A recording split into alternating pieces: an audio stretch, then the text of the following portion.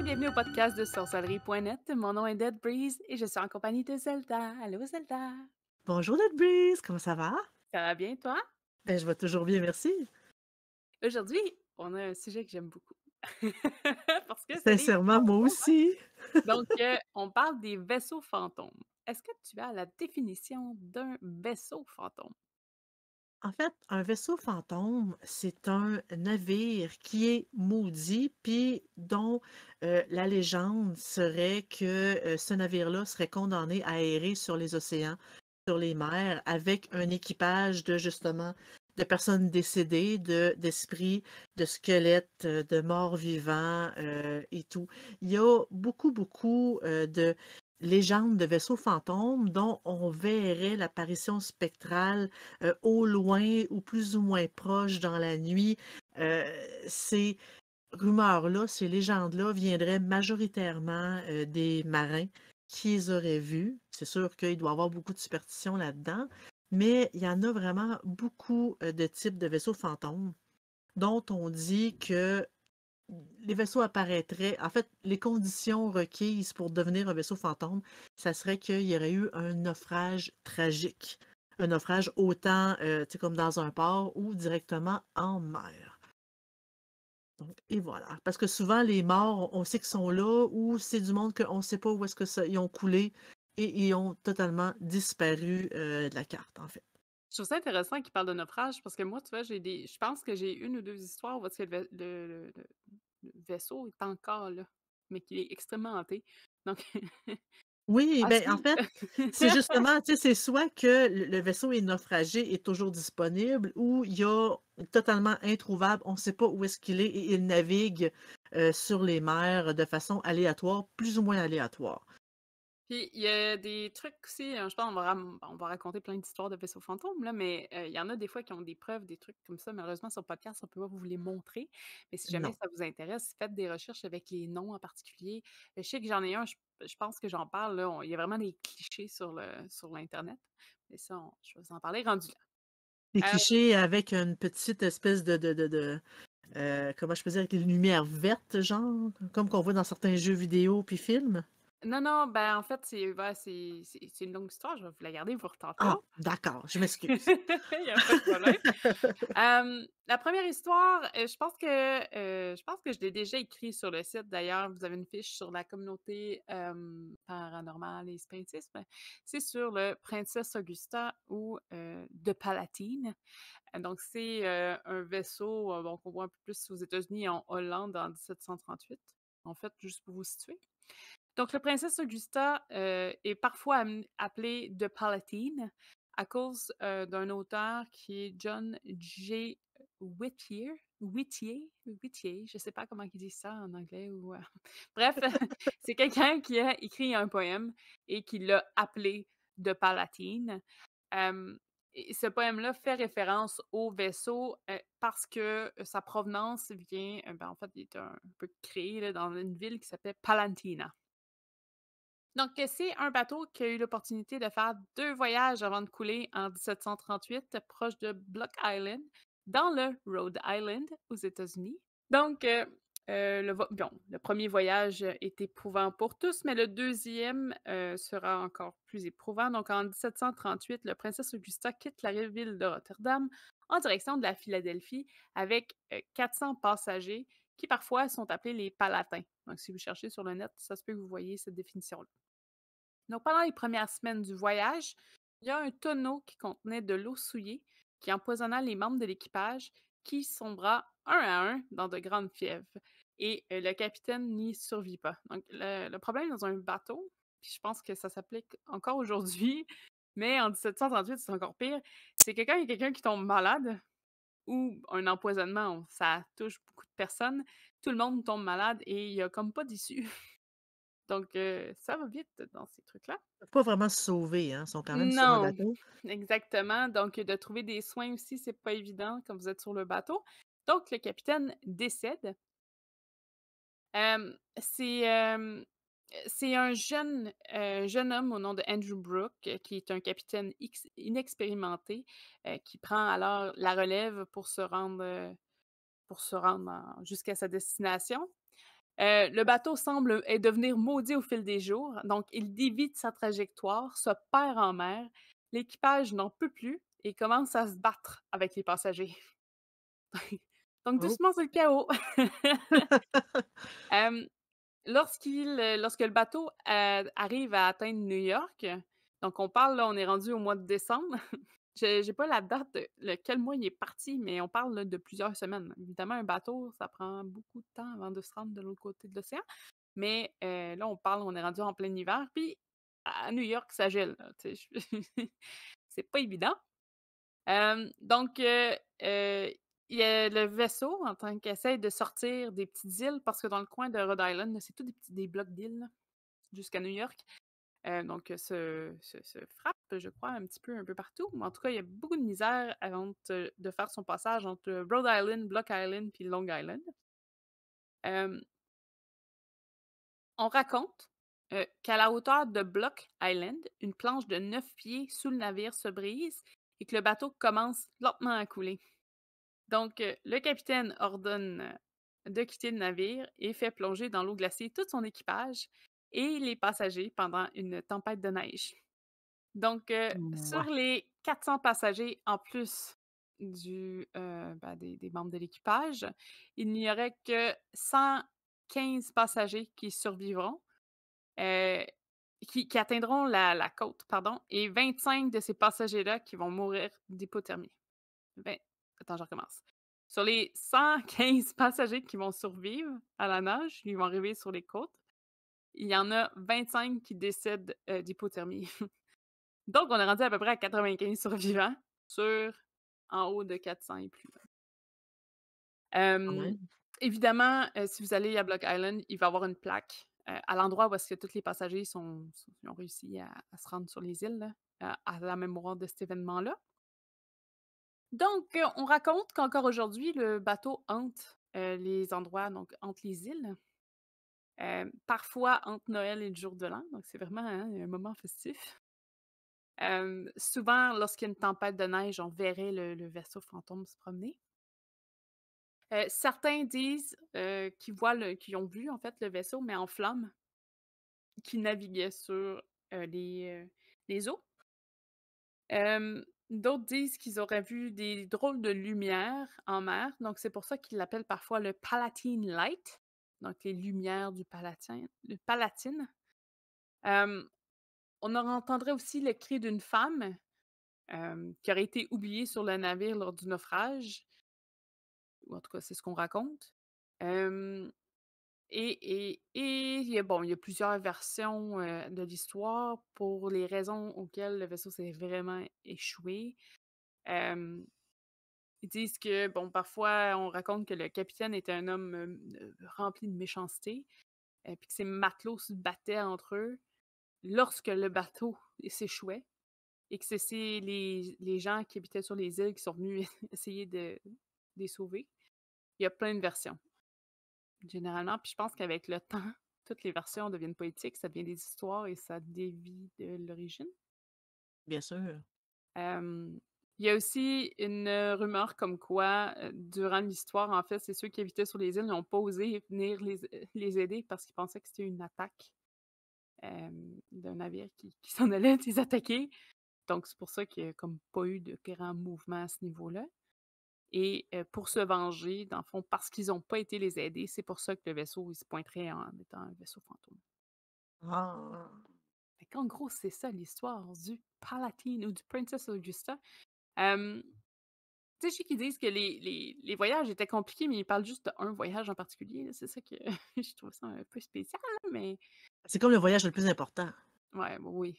C'est là que toute l'histoire À a eu sa commencer. place. Toi, est-ce que tu en Oui. as un autre à nous proposer? Oui, en fait, moi, j'ai le Caleuche, ou ça s'écrit Caluche, mais en fait, dans c'est en Chili, en fait, donc c'est le Caleuche. C'est un bateau qui tournerait autour de l'île de Chiloé au Chili. En fait, ça rentre plus dans la mythologie, de cette région-là. Hem, en fait, son apparence, c'est plus comme un espèce de bateau blanc illuminé où est-ce qu'il y aurait des échos de musique de fête, tu sais, vraiment un gros party qui aurait sur ce bateau-là, puis qui peut soudainement disparaître en dessous des eaux.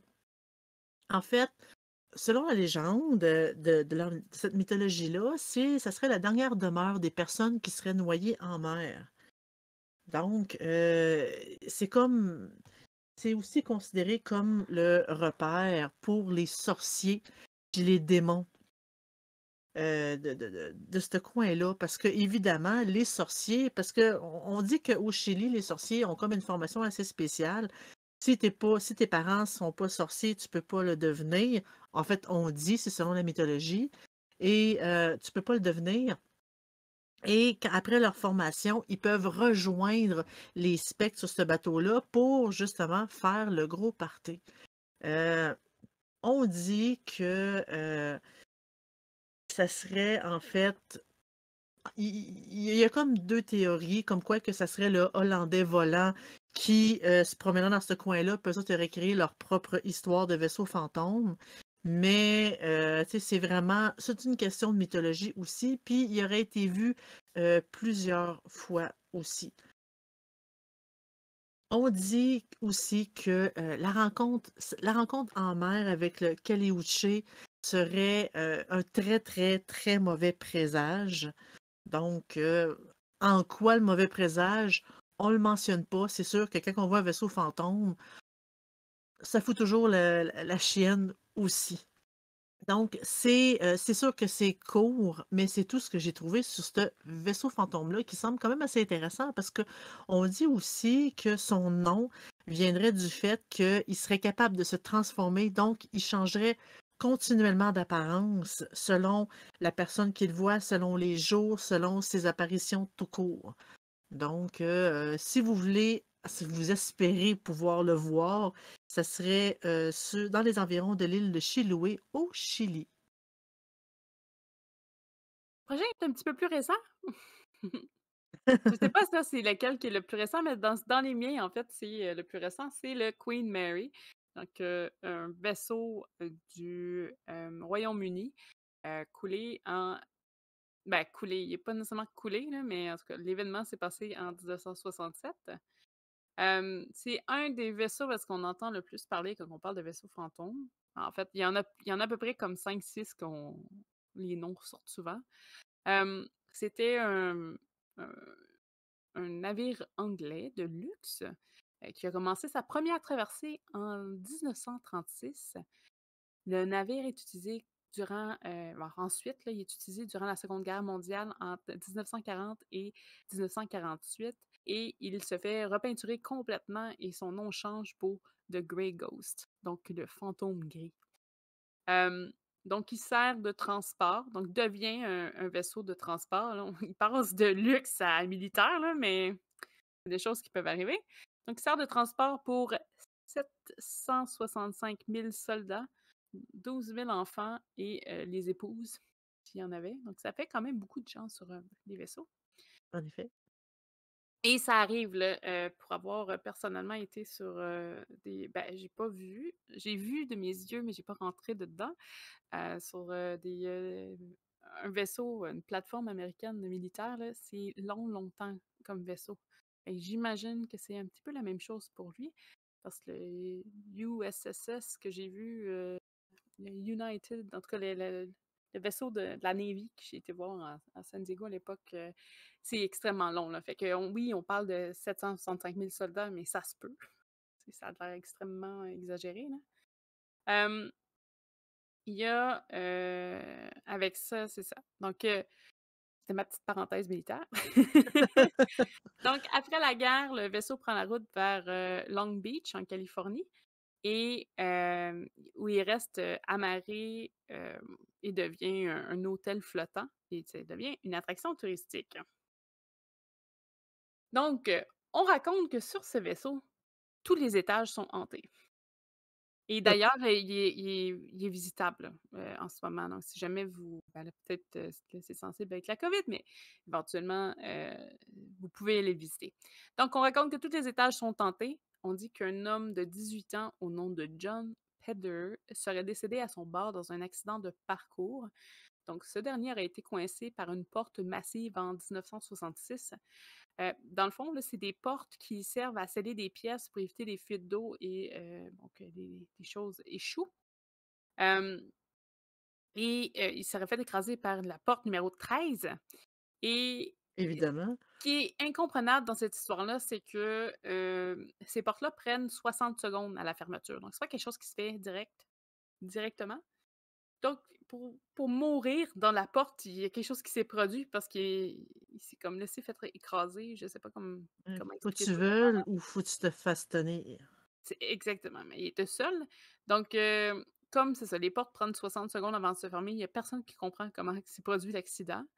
Donc, son fantôme parcourait le navire en portant un uniforme taché de graisse et un visage jeune mais effacé, et on le nomme Half Hatch Harry. Et oui, ça peut devenir un tongue twister. Les piscines sur le navire font des sons d'éclaboussement, mais il n'y a personne dans les piscines. Des fois, les gens voient des individus portant des costumes de main des années 1930 à 1960. Il y aurait une fantôme, en tout cas, un fantôme de jeune fille au nom de Jackie. Ce serait. C'est pas vrai. Une jeune fille au nom de Jackie se serait noyée dans une des piscines et serait vue à plusieurs reprises durant des sessions de PVA. Donc, on l'entend, il y a motion de ça. Et elle laisse des empreintes de pieds trempées au sol sur son passage. Donc, en gros, c'est des petites apparitions là, qui apparaissent sur le Queen Mary. Mmh.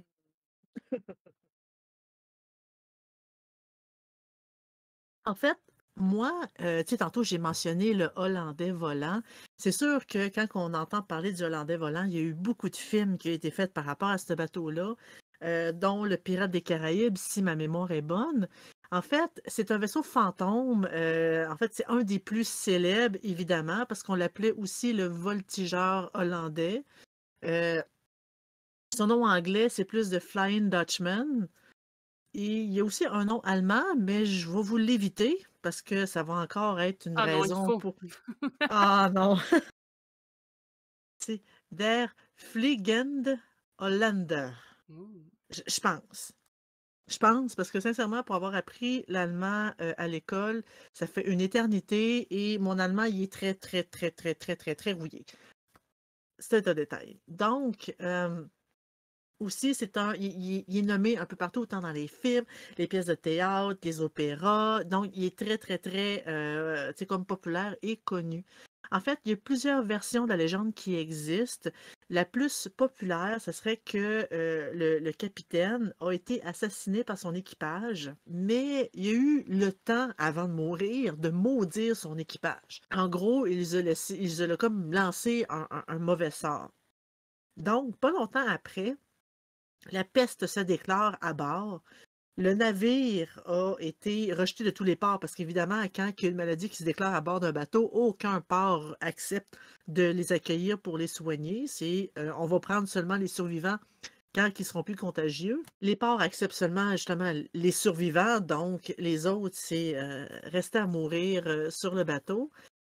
Euh, et il commence donc à errer sur les mers en tentant de trouver un port qui va finir par les accepter. En fait, et depuis, il erre sans fin, justement sur les mers. Il a été vu à plusieurs reprises. Il y a aussi, comme je disais tantôt, des vaisseaux fantômes qui auraient été vus ailleurs, qui auraient eu un autre nom, mais ça serait en réalité celui-ci. Il y a même Colin de Plancy qui a écrit le dictionnaire infernal qui dit, et je cite, les marins de toutes les nations croient à l'existence de bâtiments hollandais dont l'équipage est condamné par la justice divine pour crimes de piraterie et de cruauté abominable à errer sur les mers jusqu'à la fin des siècles. On considère sa rencontre comme un funeste présage. Évidemment, je pense que c'est jamais bon signe de voir un vaisseau fantôme, mais le Hollandais volant, c'est vraiment le plus populaire. Il y a vraiment beaucoup d'histoires par rapport à ce bateau-là. Je n'en fais que vous rencontrer qu'une seule. Il y a effectivement beaucoup de choses sur le Hollandais volant. Il est comme un peu partout parce que je pense qu'à chaque fois qu'il y a Oui. des vaisseaux fantômes, le monde pense que c'est lui. Ben justement, c'est-tu un nouveau? C'est-tu celui-là? Tu sais, on le sait pas plus que ça, là. Puis tu sais, on dit que tu sais, En fait, c'est une autre histoire, ça serait que le capitaine, s'en allait vers les Indes. Il s'appelle Van der Decken. C'est peut-être pour ça qu'il y avait un nom, allemand parce que justement ça sonne allemand pas mal ce nom-là, qu'il était tellement déterminé à traverser les conditions météorologiques, du Cap Cod qu'il a, totalement échoué. Puis, malgré qu'il a juré qu'il allait continuer à voguer, peu importe ce qui allait arriver jusqu'à la fin des temps, ben, c'est justement c'est ça qui a fait en sorte que ça l'a comme, tu sais, cursé, que ça les a il a envoyé comme un mauvais sort, qui a fait en sorte qu'il continue à, naviguer sur l'océan pour toute l'éternité. En fait, il y a beaucoup jusqu'à aujourd'hui, il y a beaucoup de, tu sais, comme de marins puis de tu sais, ceux qui pêchent les poissons, là, le Mmh. nom m'échappe, Pêcheurs. qui merci, merci. Des pêcheurs puis des marins qui disent avoir vu, ce bateau-là continuer son voyage au travers des eaux. Fait qu'aussitôt qu'ils voient quelque chose d'étrange, aussitôt la première chose qu'ils pensent, c'est que c'est le Hollandais Mmh. volant qui aurait été vu. Au niveau, moi, je te fais revirer encore aux États-Unis. Donc le projet, c'est, de SS Watertown, hem, provenant des États-Unis, de, 1924. Donc c'était je pense qu'il s'est écroulé lui, je me rappelle plus de par cœur là, mais il s'agit d'un navire pétrolier qui partait de la Californie pour aller vers la Nouvelle-Orléans et New York. Donc 2 membres de l'équipage, soit James Courtney et, Michael Meehan, ont été envoyés dans un des réservoirs pour faire un nettoyage et c'est des vapeurs toxiques qui ont emporté les 2 hommes de façon complètement accidentelle, là. Donc il y avait pas de question de meurtre, il y avait pas, rien de tout ça, là. Le 4 décembre, ça est arrivé le 4 décembre 1924, donc le capitaine du navire Kate Tracy ordonne que les 2 hommes soient inhumés dans la mer après la tenue de service funèbre sur le vaisseau et c'est à partir du lendemain que les apparitions ont commencé. Donc il y a un des travailleurs donc qui dit avoir vu les visages de Courtney's et celui de Meehan dans les eaux.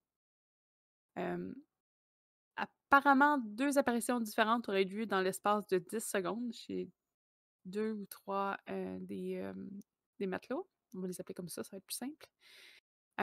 Donc ces apparitions sont apparues ainsi chez plusieurs membres de différentes, parts de l'équipage et pendant plusieurs jours. Hem, J'aimerais juste faire une parenthèse aussi au niveau psychologique, ça se peut aussi que ça les aille affectés, là. Tu es sur un bateau, tu fais des ils lancent les 2 hommes, dans l'océan, ça se peut que psychologiquement, les gens voient des apparitions parce que c'est des traumas en tant que tels, hein. Fin de la parenthèse. Hem, donc à leur retour en Nouvelle-Orléans, on le suggère parce que là, ils arrêtaient pas d'avoir des apparitions. Donc en retournant en Nouvelle-Orléans, ils se font suggérer de prendre des photos si le phénomène se reproduit. Donc alors que le navire reprend son chemin, donc c'est le même tra la même trajectoire, entre le même chemin, il réussit à prendre 6 photographies de ces apparitions-là et ils vont mettre l'appareil sous abri sous le quai. Sur les 6 photographies, une seule possède les visages des 2 hommes qui, selon les personnes présentes qui ont vu la photographie, leur silhouette est identique. Et la photo se retrouve sur le net. Donc, si jamais ça vous intéresse, faites une recherche sur au SS Watertown. Vous devriez retrouver la photo. C'est assez impressionnant. Donc, bon, évidemment, la plupart de l'histoire concernant le vaisseau a été rapportée au public par le magazine Service, ouais, où on raconte un reportage de Hereward Carrington, qui, en 1934, c'est-à-dire 10 ans plus tard, fait une inspection exhaustive sur le récit.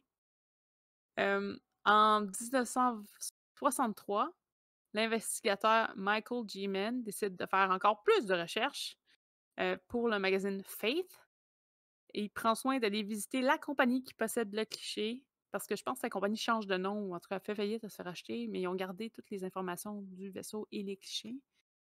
Hem Et grâce, bon, à l'espèce de technologie d'aujourd'hui, peut-être un peu plus, ils ont réussi à retrouver l'endroit exact où il aurait été pris, la photographie aurait été prise.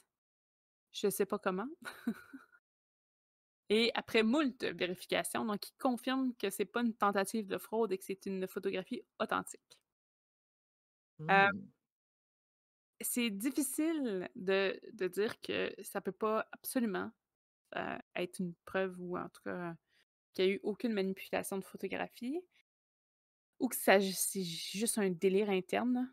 Hem Parce que, des expériences similaires ont été menées sur d'autres navires, puis les effets, auraient les mêmes types d'effets auraient pu être constatés. Fait qu'en gros, ils ont essayé de reproduire la scène, là, pas en tuant personne, là, mais essayer de reproduire des effets similaires ou probablement une espèce de placebo de groupe, puis ça s'est reproduit. Donc, en gros, il y a une part peut-être qui est psychologique, mais la photo est bel et bien réelle et c'est assez impressionnant. Donc, moi, sur le coup, je me suis dit: «Bon, c'est parce que les corps, ils ont remonté», mais non, apparemment, c'est pas comme ça que ça fonctionne. Donc à voir. Donc si vous avez la chance d'aller sur internet, c'est intéressant, puis je pense qu'il y a vraiment toute l'histoire détaillée. Tu sais, on me fait des résumés en podcast parce que sinon, on en aurait pour 8 ans, là. Mais c'est une super histoire intéressante. Sinon, on parlerait d'un vaisseau par épisode. Moi, ça serait un peu long. Un peu, un peu. De mon côté, moi, je vais aller au Canada et plus précisément au Québec. Oui, oui, oui, on a des vaisseaux fantômes au Québec. C'est quand même assez impressionnant. Moi-même, j'ai été étonnée. En fait, c'est sûr que là, je parle, tu sais, comme mis à part le fameux bateau de la légende québécoise où le diable amena euh, les bûcherons vers la fête pour aller voir leur douce. C'est la légende québécoise, là, le bateau. À Chasse-Galerie? Oui. Donc, la chasse-galerie, ça, c'est un. On peut pas vraiment appeler ça un vaisseau fantôme parce qu'évidemment, il volait dans les airs. Mais il y en a d'autres au Québec. En fait, il y a le vaisseau fantôme de la baie des Chaleurs. La baie des Chaleurs, en fait, c'est un des passages dans le bras du golfe Saint-Laurent au Canada, au Québec, soit dit en passant. Ben, en fait, autour des provinces maritimes.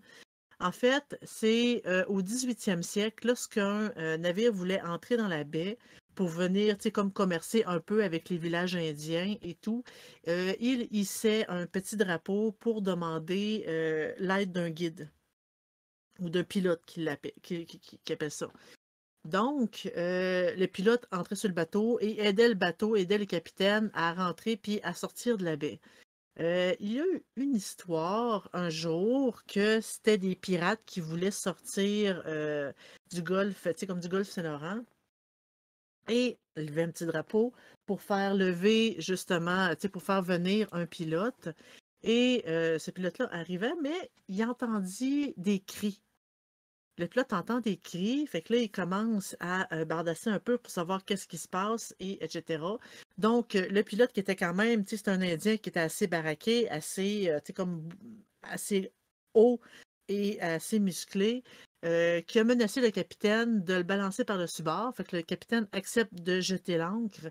Et le pilote, finalement, il découvre qu'il y a deux jeunes filles indiennes qui ont été enlevées. Puis, évidemment, il se dépêche de les libérer puis de les ramener à terre. Une fois hors de danger, euh, les filles ont justement lancé un mauvais sort envers le bateau pour dire, regarde, c'est par votre faute, tu sais, je vous donne, en fait, je vous envoie que des malheurs. Et ils avaient aussi le pressentiment qu'il y allait avoir quelque chose allait arriver. Donc, ils supplièrent leur sauveur de ne pas retourner sur le bateau. Mais lui, il dit non, je vais y retourner. Le pilote décide de retourner, mais en effet, comme les filles l'ont prédit, une grosse vague a jeté le bateau sur les rochers qui s'est naufragé. En fait, il n'y a eu qu'un seul survivant, le pilote en question, le guide en question.